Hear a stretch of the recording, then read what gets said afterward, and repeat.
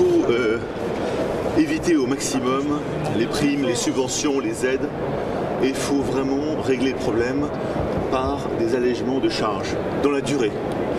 Donc, je crois que ce qui est intéressant de noter, c'est un discours sur le chômage et sur l'emploi, que l'entreprise est au cœur du dispositif bien évidemment. Nous avons depuis longtemps expliqué qu'il fallait trois choses. Il fallait de la compétitivité. Pour être compétitif dans un monde ouvert, il faut de l'agilité, de la souplesse pour faire face aux mutations dont a parlé le président de la République. Mutation du numérique, mutation de la mondialisation en marche. Tout ça s'accélère. Donc ce besoin d'agilité et de souplesse est fondamental pour nous, entreprises. Et ensuite, de la confiance.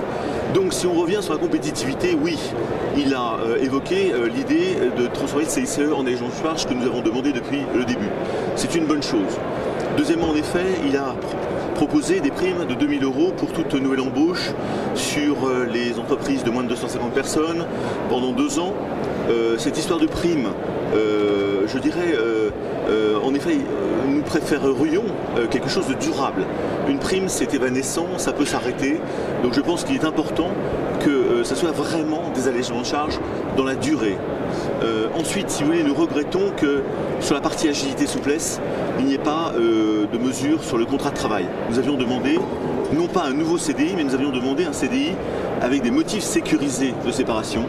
Là, il n'y a rien, donc c'est un grand regret de notre part, pour deux raisons, parce que les Espagnols et les Italiens ont mis en place des mesures sur le contrat de travail.